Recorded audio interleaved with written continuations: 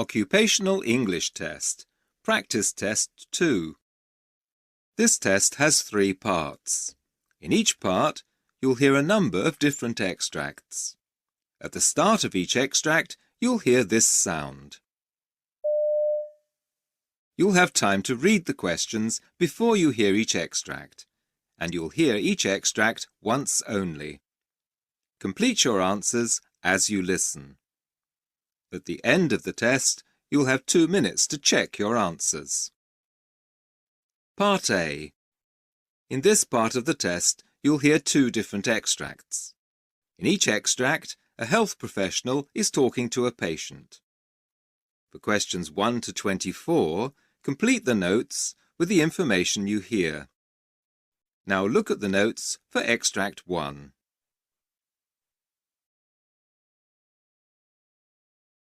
Extract 1, questions 1 to 12.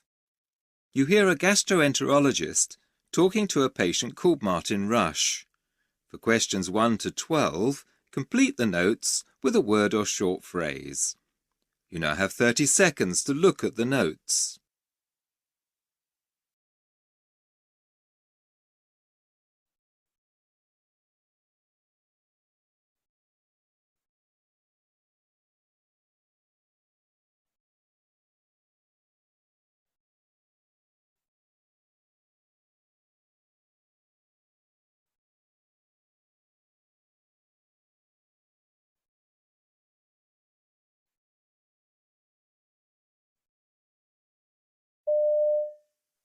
So, Martin, you've been referred to me by your GP, and I've got your notes here. But first of all, perhaps you could tell me in your own words what's brought you here today. Well, it's a combination of things, really. I suspect they're all related. I've been getting really bad heartburn. It's quite extreme and always worse after I've eaten. Something else I've noticed is that I sometimes get bile in my mouth, which tastes revolting, and it probably makes my breath smell. It's absolutely disgusting. I seem to be belching and burping a lot too, and I'm full of gas or water or something. I feel bloated virtually all the time. On top of that, it often hurts when I'm swallowing. Something's not right, and it doesn't seem to be improving or going away. We're quite the opposite. I can't get comfortable when I'm lying down, so it's affecting my sleep too. Any other symptoms, like diarrhea or sickness? No, nothing like that. And have you been taking anything? Well, I popped down to the local pharmacy and they gave me an antacid, so I've been taking that. I'm trying to eat more fruit and vegetables. I've also made a really big effort to cut down on my alcohol consumption. I don't really know if that's going to help or not. And I find that going for a walk after dinner helps. That way I don't feel quite so bad when I go to bed. Well, it sounds like you've done the right thing in coming to see me. You do seem quite concerned. Well, I am worried. I mean, what if it's an ulcer or something? I would absolutely hate that. I can't stand the thought of not being able to eat properly. I love going out to eat in restaurants, and that would be the end of that, wouldn't it? Not only that, but I don't want to lose a lot of weight and get thin. I've always been quite fit and strong, and the last thing I want is to go all weedy looking. And then there's my job. I work on a construction site, and I don't want to have to ask my colleagues to do things for me or depend on them for anything. I'm a project manager, so I can't afford to take time off if I'm ill. Yeah, taking time off work would be a big problem for me. From what you've said, I don't think it'll come to that.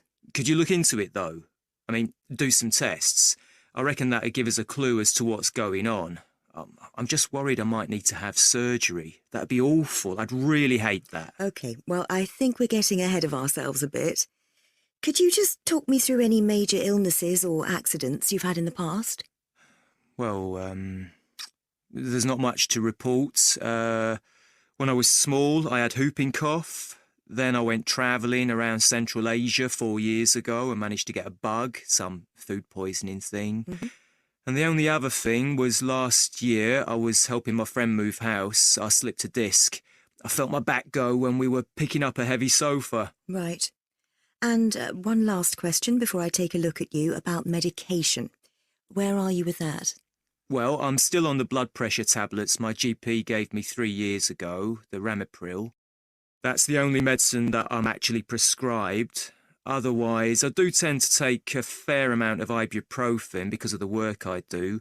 I get a very sore knee because I'm often working on all fours on pretty hard surfaces.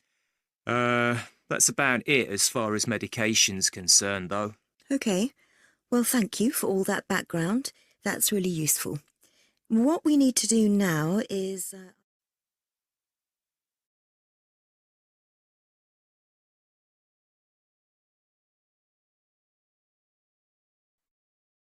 Extract 2, questions 13 to 24. You hear a physiotherapist talking to a patient called Sally Winter. For questions 13 to 24, complete the notes with a word or short phrase. You now have 30 seconds to look at the notes.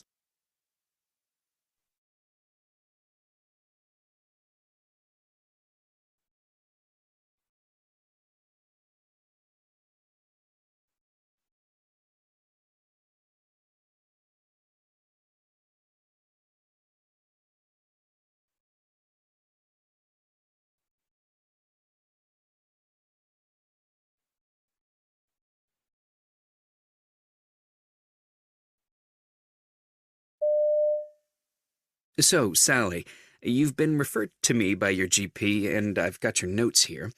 First of all, though, I'd like to hear from you what's brought you here today. Could you tell me how your problems began, what treatments you've had, and anything else you think I may need to know?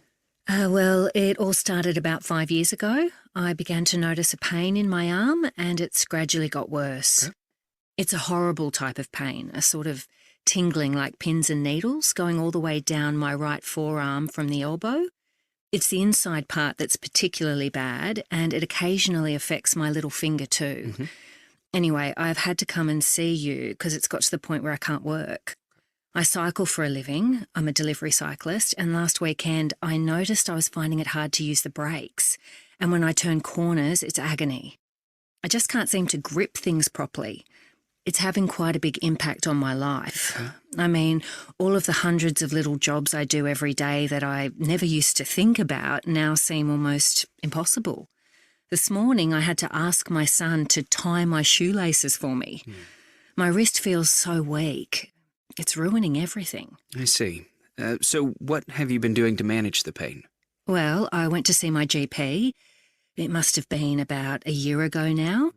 He suggested using ice packs and to rest the arm, so that's what I did. And it did work up to a point, but it's gone beyond that now. So then this friend of mine said I should try CBD oil, as it's supposed to be amazing for that kind of pain. And it is the best thing I've found so far. Okay. But if I know I'm going to be doing a big job and I need my arm and hand to work properly, I take a Panadol beforehand. I see. Now, it says here on your notes that you went to see a chiropractor too. How did that go? Well, I only went once because it's expensive. He gave me some funny exercises to do. I had to squeeze a tennis ball like this over and over. And the other thing he did was give me an elastic band and put it round my hand. Then I had to stretch it.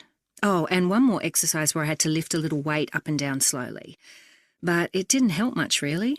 To be honest, I stuck to it for about a week, and when nothing happened, I gave up because it felt like a waste of time. I see. Is there anything else I need to know about? Any major illnesses or operations in the past? Well, I had appendicitis when I was a kid, and 2 years ago I went on a climbing holiday in Spain, and somehow I managed to pick up a shoulder injury there, but otherwise nothing major. I've had a few bouts of depression over the past 5 years or so, like when a long-term relationship came to an end and then when my brother passed away. He had leukemia. But I managed to pull round okay, because I'm very fit. I don't know many other women of my age who are in such good shape. And of course, I'm not overweight either. No, you do look very well, Sally. What really worries me coming here is that it's all going to be a complete waste of time and totally ineffective. I mean, does physiotherapy even work? No offence, but I can't afford any more days off sick.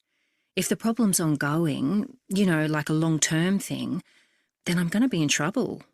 What I really want is steroid injections. Well, a lot of people have doubts about physiotherapy, but I can assure you that it's an extremely powerful form of treatment, and you will see results if you commit to doing the exercises. Okay, But it'd be good if we could at least talk about some sort of surgery.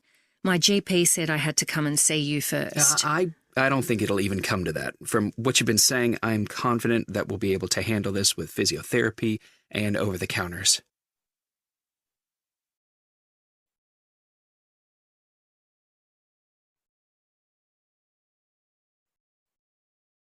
That is the end of Part A. Now look at Part B.